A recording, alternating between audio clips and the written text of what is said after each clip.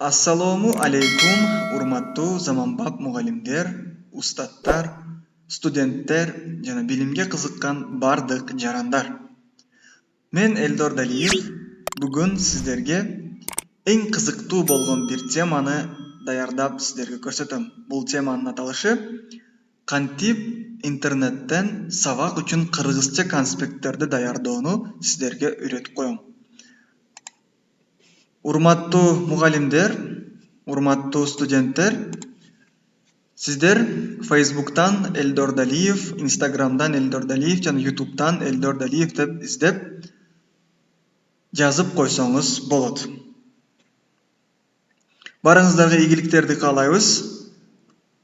Албетте, бизди каналыбызды колдоо үчүн видеого лайк басып, каналга жазылып, досторуңуз менен бул видеолорду бөлүшүүнү унутпаңыз. Албетте, сизге кандай видео сактар керек, комментарийге өз пикириңизди жазып калтырсаңыз болот. Анда эмесе, биз баштадык. Алгач, албетте интернетти текшерип алып, өзүңүздө орнотулган браузер аркылуу интернетке кирүүнү баштайсыз. Биз Google Chrome'дон интернетке киребиз. Интернетке кирдик.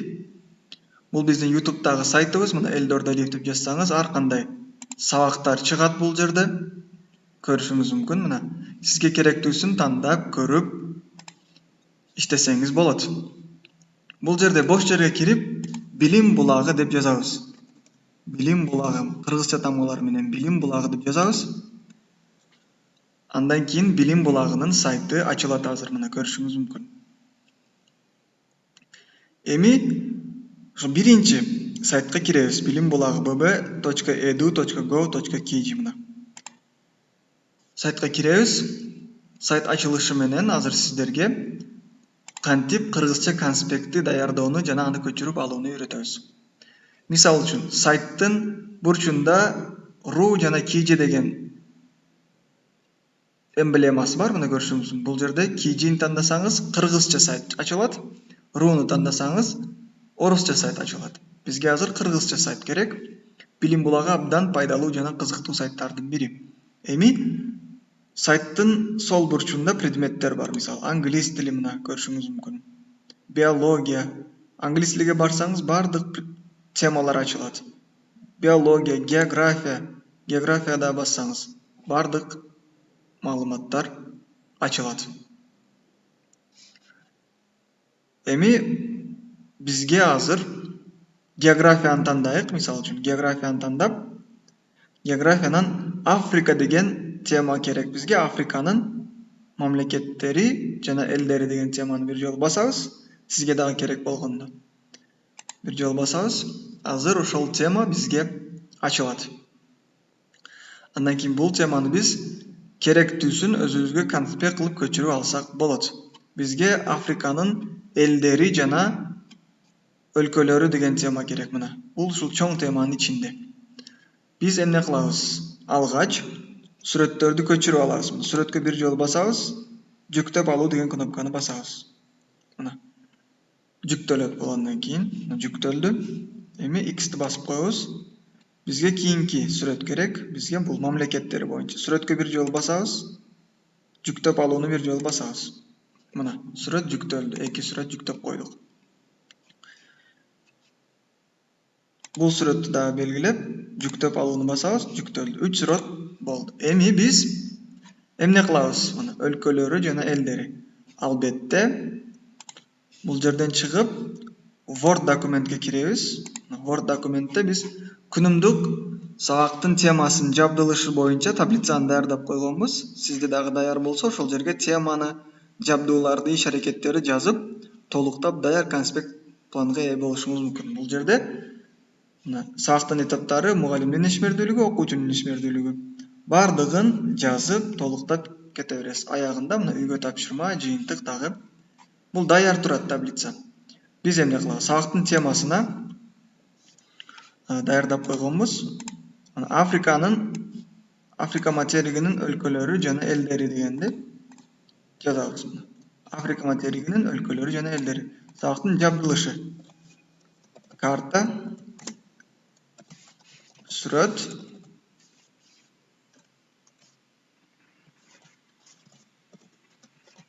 сүрөт, китептер, видеоролик. Ролик мына жабдуулар. Сабактын негизги иш аракеттери бул ирети менен кетет мына. Мугалимдин ишмердүүлүгү, окуучунун ишмердүүлүгү, уюштуруу. Сабактын максаты. Сабактын максаты бул Африка материгинин өлкөлөрү, муну биз даярдап алганбыз сиздерге көрсөтүү үчүн. Сиз дагы мына Африка материгинин өлкөлөрү жана элдери менен окуучуларды тааныштыруу. Бул жерде көрүшүңүз мүмкүн. Эми бизге Африка боюнча маалыматтар керек. Эмне кылабыз мына? Биринчи маалыматты көчүрөбүз, копировать этип. Бул жерге маалыматты вставить этебиз. Мына бул биринчи маалымат. Бул боюнча видеоролик дагы бар. Аны дагы биз коюп койсок болот. Андан кийин астына түшөбүз.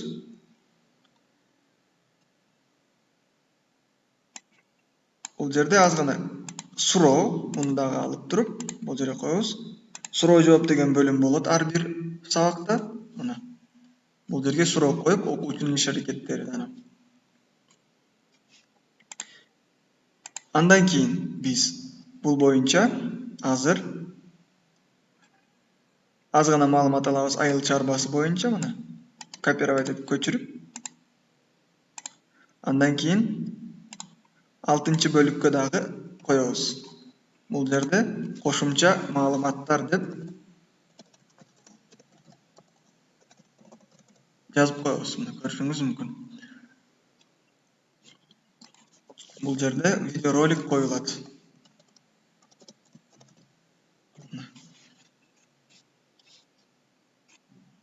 Эми бизге сүрөттөр керек болуусу мүмкүн. Мисалы, сүрөттөр. Биз бул сүрөттөрдү көчүрүп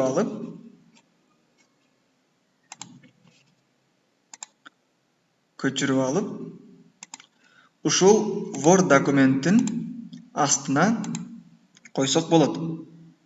Үй тапшырманы беребиз. Африка материгинин өлкөлөрү боюнча кызыктуу маалыматтар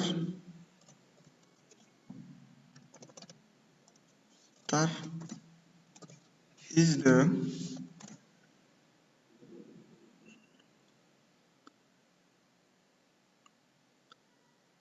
Тест түзүү, мисал үчүн, мисал катары. Мына бул Африка боюнча даяр болуп калды. Эми астына биз бардыгын өчүрөбүз. Астына кошумча маалыматтарды киритебиз. Муну сиз тиркеме кылып белгилеп коесуз. Сизге керек болот. Эмне кылабыз? Бул жерде сүрөттөрдү жайгаштырабыз. Көчүрүп алганбыз. Вставка, рисунок, загрузка. Мына белгилеп сүрөттү койдук. Сүрөттү ортого коюп коебуз. Андан кийин астына дагы сүрөт коебуз.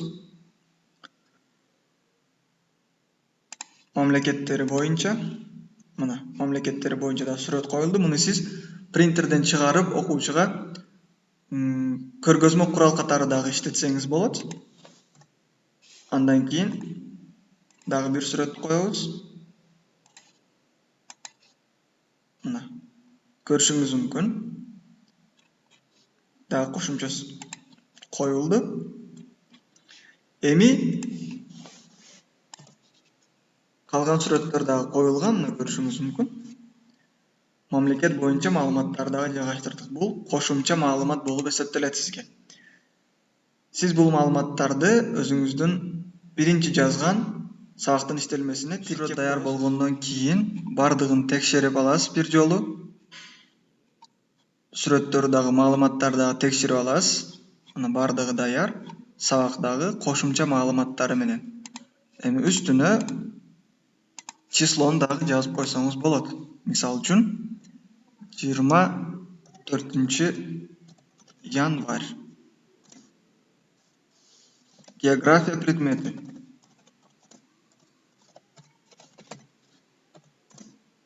7-нчи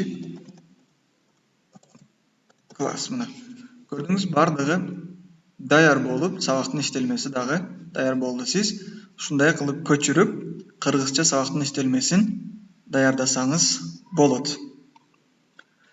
Андан кийин муну файлды басып, сохранить как, обзор, рабочий столго жазабыз. Сабактын иштелмеси, география, Африка темасы. Африка темасы даяр болуп, сохранить бир жолу басабыз. Сохранить болот. Андан кийин жабып койсок болот. Мына сабактын иштелмеси Африка темасы боюнча сабактын иштелмеси даяр болду. Муну сиз принтерге улап чыгарып алсаңыз, сабак үчүн даяр иштелме, кошумча маалымат дагы болуп калат. Каалаган темадан дагы ушундай кылып маалыматтарды даярдасаңыз, кийинки сабактарыңызда дагы сизге керек болот. Урматтуу мугалимдер, урматтуу устаттар, биз бүгүнкү сабагыбызды жыйынтыктайбыз. Сиздер дагы аткарып көрүңүздөр. Эгерде пайдалуу болгон болсо, досторуңуз менен бөлүшүп, аларга дагы жиберип койууну унутпаңыз. Кийинки видео сабактарда көрүшкөнгө чейин сак саламатта жүрүңүздөр. Кандай маалыматтар керек болсо, комментарийге жазыңыз. Биз сиздерге жооп бергенге даярбыз.